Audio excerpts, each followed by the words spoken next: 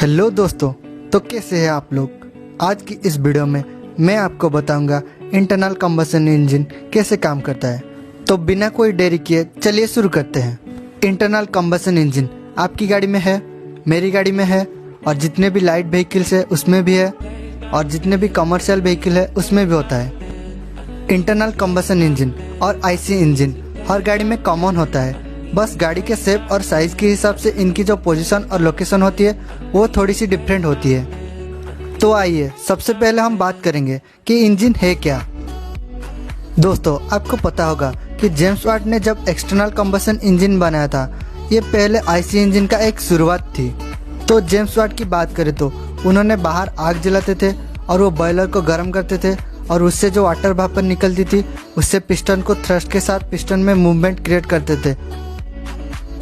Petrol engine एक internal combustion spark ignition engine है। इसका मतलब है एयर और फ्यूल की मिक्सचर को इंजन के अंदर ही जलाया जाता है, और इसे जलाने के लिए इलेक्ट्रिक स्पार्क का यूज होता है। ये इलेक्ट्रिक स्पार्क प्लग के द्वारा ही क्रिएट किया जाता है। अब हम फोर स्ट्रोक इंजन के पार्ट्स के बारे में जानेंगे। सिलेंडर, ये एक सिलिंड्रिकल वेसल है जिसमें पिस्टन आगे पीछे मूव करता है। पिस्टन, कनेक्टिंग रॉड पिस्टन और क्रैंकशाफ्ट को जोड़ता है और फोर्स को पिस्टन से क्रैंकशाफ्ट तक पहुंचाता है। क्रैंकशाफ्ट पिस्टन के रेसिप्रोकेटिंग मोशन को रोटरी मोशन में बदल देता है। कनेक्टिंग रॉड का बड़ा वाला सिरा क्रैंकशाफ्ट से जुड़ा रहता है और क्रैंक पर फ्रीली रोटेट हो सकता है। कनेक्टिंग रॉड का छोटा वाला सिरा गर्जन पिन के साथ जुड़ा रहता है और कनेक्टिंग रॉड गर्जन पिन पर घूम सकता है। पिस्टन को सिलेंडर के अंदर रखा जाता है ताकि पिस्टन एक ही डायरेक्शन में घूम सके। इस टाइप का जो मैकेनिज्म बनता है उसे स्लाइडर क्रैंक मैकेनिज्म कहा जाता है। यह मैकेनिज्म से पिस्टन का लिनियर मोशन रोटरी मोशन में बदल जाता है।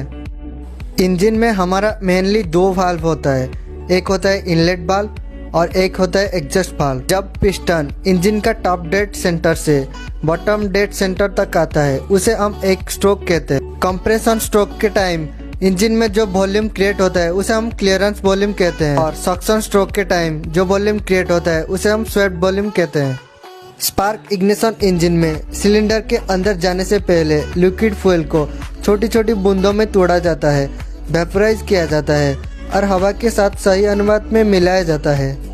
जब इंजन स्टार्ट होता है पिस्टन टीडीसी से बीडीसी में जाता है, जिसके कारण इंजन में एक वैक्यूम सा क्रिएट होता है। इसी टाइम इनलेट वाल्व खोलती है और फ्यूल और मिक्सचर इंजन के अंदर जाता है। इसके बाद इंजन अपने मूवमेंट ऑफ इनर्शिया के कारण जारी रखता है और कंप्रेशन स्ट्रोक की शुरुआत होती है। कंप्रेशन स्ट्रोक के टाइम पिस्टन बीडीसी से टीडीसी में चला जाता है, जिससे फ्यूल कंप्रेस होता है।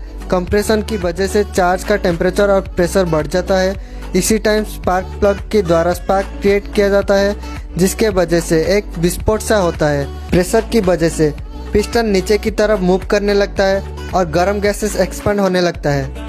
इसके बाद पिस्टन बीडीसी से टीडीसी में चला जाता है, एग्जॉस्ट वाल्व खोलता है और जल चुकी गैसेस पिस्टन बाहर धकेल देता है। इसके साथ साइकिल पूरा होता है और यह प्रोसेस लगातार होता रहता है। यहाँ एक ध्यान देने की बात है, इंजन केवल पावर स्ट्रोक के टाइम ही पावर जनरेट करता है। पावर स्ट्रोक के दौरान लोड के द्वारा जितना वर्क चाहिए इंजन उससे ज़्यादा वर्क बनाता है, जिसके कारण इंजन में एक्सीलरेशन होता है। इंजन में आई गति की इस अस्थिरता को कम करने के लिए फ्लाई व्हील को जोड़ा जाता है। फ्लाई व्हील एक ऐसा व्हील होता है जिसका मोमेंट ऑफ इनर्शिया काफ़ी ज़्यादा होता है। जब पावर स्ट्रोक के दौरान ज़्यादा एनर्जी प्रोड्यूस होता है वो फ्लाई व्हील में स्टोर होता है। जब इंजन को कंप्रेशन और दूसरी स्ट्रोक के दौरान एनर्जी की ज़रूरत होती है तब फ्लाई व्हील थोड़ा सा डिसएक्सीलरेट होकर यह एनर्जी इंजन को उपलब्ध कर देती है। ऐसे ही क्रैंकशाफ्ट फ्लाई व्हील के थ्रू गियरबॉक्स में कनेक्ट होता है और गियरबॉक्स से आपकी व्हील तक पावर पहुंचती है और हमारा गाड़ी चलता है।